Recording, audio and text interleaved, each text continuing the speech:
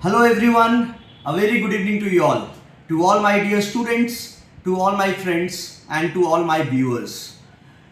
I am Avinash, an advocate at Patna High Court and Supreme Court of India. Yesterday, the video which we made and published, and in that video there was a comment of somebody, and that student has asked to prepare a video on misrepresentation, that what is the concept of misrepresentation. So let us discuss misrepresentation today only, right? I shall be telling you about that what misrepresentation means, what it includes, and what are the examples, right? And it will be very clear to you that say आपको फिर कोई doubt बचेगा ही नहीं misrepresentation में कि misrepresentation क्या है ना। तो अभी देखते हैं इसको कि मिसरिप्रेजेंटेशन क्या है और किस लॉ में है। सबसे पहली बात आप ये जानो कि misrepresentation section 18 of Indian contract act 1872 में है। मिसरिप्रेजेंटेशन सेक्शन 18 में है, एंड दैट इज सेक्शन 18 में इंडियन कॉन्ट्रैक्ट एक्ट के सेक्शन 18 में है, और जिसमें कि 5 एलिमेंट्स के बारे में बात की गई है। Starting with coercion, undue influence, fraud, misrepresentation and mistake. These are the 5 elements wherein if any of these elements should be present, then it will not be considered that the consent was free in nature. थोड़ा सा background में जाकर के बताता हूं और भी ज्यादा क्लियर आपको समझ में आएगा। देखो, किसी भी कॉन्ट्रैक्ट को फॉर्म होने के लिए free consent is very important. It is one of the essential कि फ्री कंसेंट तो होना ही होना है। तो फ्री कंसेंट क्या है? फ्री कंसेंट वो है जिसमें ये पांचों में से कोई भी एक एलिमेंट नहीं रहेगा। अगर एक भी एलिमेंट मौजूद रहेगा, चाहे वो कोअर्सन हो, अनड्यू इन्फ्लुएंस हो, फ्रॉड हो, मिसरिप्रेजेंटेशन हो, मिस्टेक हो, तो फिर वो नहीं माना जाएगा कि वो फ्री कंसेंट है। क्योंकि ये पांचों जो एलिमेंट ऐसा है कि अगर आपसे किसी ने कॉन्ट्रैक्ट में आपका कंसेंट इस तरीके से लिया है, डरा धमका करके लिया है, मिस्टेक में लिया है, फ्रॉड करके लिया है, मिसरिप्रेजेंटेशन से लिया है, अनड्यू इन्फ्लुएंस एक्सरसाइज करके लिया है, तो कंसेंट फ्री नहीं माना जाएगा। और जब कंसेंट फ्री माना ही नहीं जाएगा, जब आपके साथ जो अग्रीमेंट किया उसने फ्रीली अपना कंसेंट दिया ही नहीं है, डर करके दिया है, फ्रॉड में दिया, मिसरिप्रेजेंटेशन से दिया, तो आप उसे कंसेंट को सही कैसे मान सकते हैं? तो कॉन्ट्रैक्ट वैलिड होगा ही नहीं यार, कॉन्ट्रैक्ट वैलिड होगा ही नहीं, कॉन्ट्रैक्ट फॉर्म ही नहीं करेगा क्योंकि फ्री कंसेंट है नहीं। तो मिसरिप्रेजेंटेशन एक पॉइंट है जो कि कंसेंट को फ्री कंसेंट नहीं होने देता है। सबसे पहले आप ये समझ जाइए। और मिसरिप्रेजेंटेशन जो है वो सेक्शन 18 में दिया गया है, section 18 of Indian contract act 1872।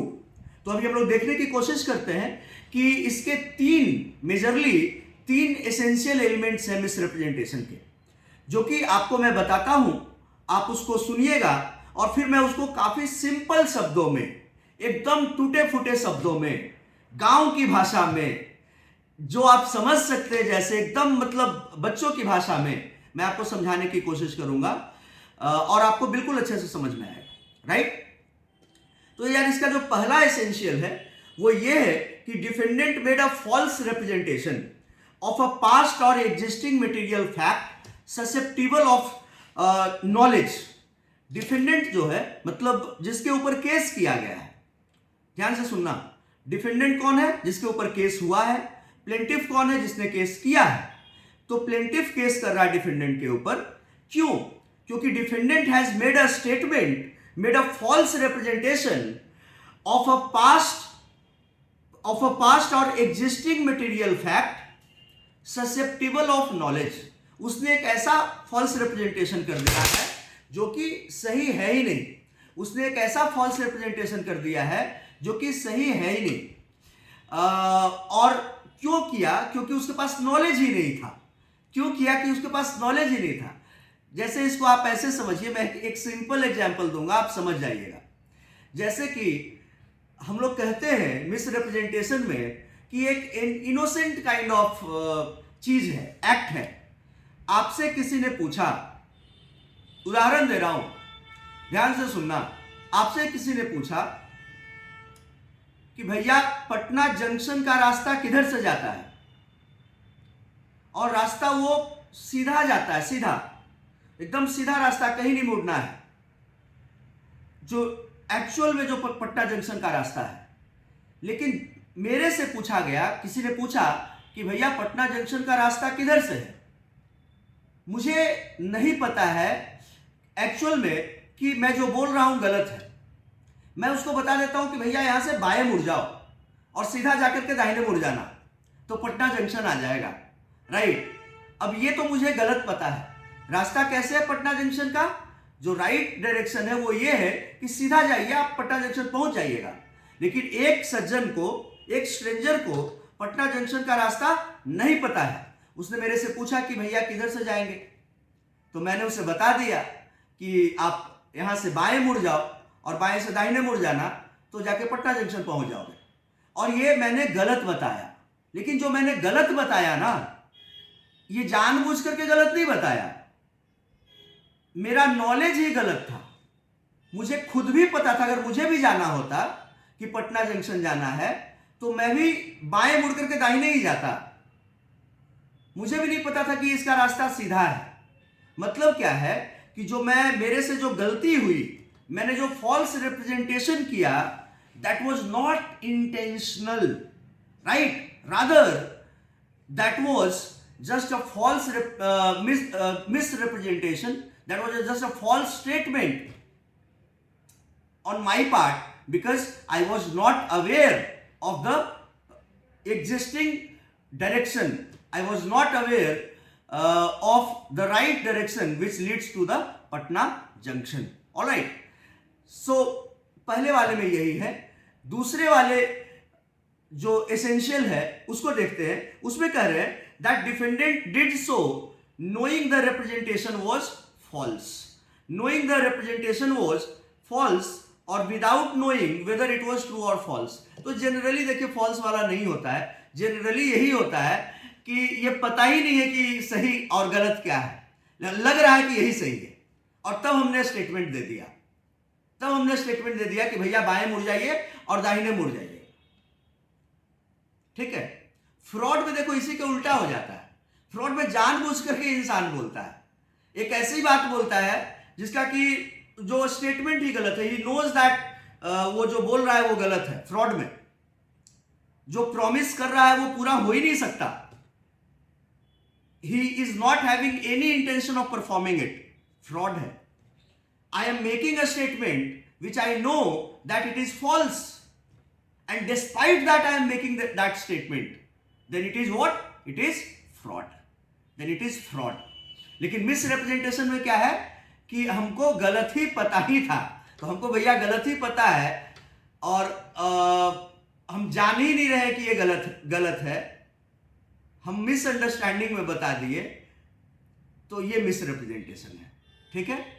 तीसरा जो है that the defendant intended to induce the plaintiff to act in reliance on that representation.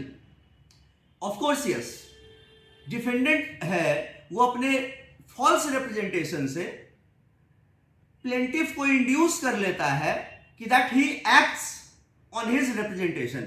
मतलब कि मैंने बोला plaintiff को कि भैया बाएं मुड़ करके दाहिने मुड़ जाना तो पटना जंक्शन आएगा, तो इस बात को प्लेंटिफ जो है वो मान लेता है। जो मेरे से पूछा, जो स्ट्रेंजर है, तो उसको वो मान लेता है कि ये सही बोल रहा है और वो रिलाई कर जाता है इस पे और चल देता है उधर की ओर, है ना। तो मतलब कि ये तो मिसरिप्रेजेंटेशन हो गया, तो गलत पहुंच जाएगा। तो उसका राइट है कि वो प्लेंटिफ बन जाएगा, वो केस फाइल कर सकता है। ठीक है। तो मिसरिप्रेजेंटेशन का यही 3 एसेंशियल एलिमेंट है। और मैं फिर से बता देना चाहता हूं कि ये सेक्शन 18 में है। ये इंडियन कॉन्ट्रैक्ट एक्ट का एक बड़ा ही एसेंशियल टॉपिक है ये बड़ा। और फ्रॉड मिसरिप्रेजेंटेशन में डिफरेंस जुडिशरी के मेंस में कितनी बार आया है, प्रीलिम्स में कितनी बार आ गया है, इंटरव्यू में कितनी बार पूछा गया है, यूपीएससी में पूछा गया है, सिविल सर्विसेज में, एपीओ में पूछा गया है, और क्लैट यूजी पीजी में तो पूछते ही पूछते हैं। फिर से मैं रिपीट कर देना चाहता हूं कि मिसरिप्रेजेंटेशन की जरूरत क्यों है, क्योंकि कंसेंट चाहिए, और कंसेंट कैसा होना चाहिए, फ्री होना चाहिए। और मिसरिप्रेजेंटेशन होगा तो कंसेंट फ्री कभी नहीं माना जाएगा। ऑलराइट, सो मुझे लगता है कि मैंने काफी ठीक तरीके से आपको समझाने की कोशिश की है। आप सारे लोग समझे होंगे इस बात को कि मैं क्या बता रहा हूं, और आपका कॉन्सेप्ट क्लियर हो गया होगा। राइट, मैं फिर से बोल रहा हूं कि अगर आपको कहीं भी लॉ में किसी भी टॉपिक में डाउट हो, किसी भी सब्जेक्ट का हो, तो आप मुझे बताइए। आप चाहे जुडिशरी के एस्पिरेंट हैं, यूपीएससी के हैं, एपीओ के हैं, नेट जेआरएफ देना है, क्लैट यूजी पीजी दे रहे हैं, आपको जो भी देना है आप कुछ भी पूछ सकते हैं। मेरा एक ही मकसद है, the only Endeavour that mine is just to make law a very interesting subject. I am pursuing that desire that कि law जो लोगों को बोरिंग लगता है उसको एकदम मतलब इतना इंटरेस्टिंग बना देना है कि मजा आ जाए, और उस सागर में आप तैरने लगिए, आप उस नदी में तैरने लगिए, आपको लॉ का नशा चढ़ जाए। तो मेरी कोशिश यही है, और मैं उसी कोशिश पर कायम हूं, और वही मैं आपसे पूछता रहूंगा और बताता रहूंगा। तो लॉ को पढ़िए, और एकदम आपका जो भी सपना है, जज बनने का, वकील बनने का, लॉ ऑफिसर बनने का, कॉर्पोरेट लॉयर बनने का, सीबीआई का लॉयर बनने का, आर्मी कोर्ट में प्रैक्टिस करने का, कुछ भी लॉ फर्म में काम करने का, एलपीओ में काम करने का, बैंक्स में काम करने का, पीएसयू में काम करने का, सारे सपने पूरे होंगे अगर आप चाणक्य जुडिशियल एकेडमी और चाणक्य क्लैट क्लासेस के ऐप को सब्सक्राइब कर लेते हैं, और उससे वीडियो देखते हैं, समझते हैं, और उसको आत्मसात करते हैं, इंटरनलाइज करते हैं। Right, everything will be fine. Okay, so now this is time to say bye. तो मिलते हैं हम लोग नेक्स्ट वीडियो में, नेक्स्ट सेशन में। आपको जहां भी कुछ भी डाउट हो, feel free to message us, and if you haven't subscribed our channel, then do like it, share it, subscribe it, and press the bell icon if you haven't, so that whenever any video is uploaded, you get an automatic notification of that video, and you can watch that video thereby. Okay, thank you everyone. Jai Hind.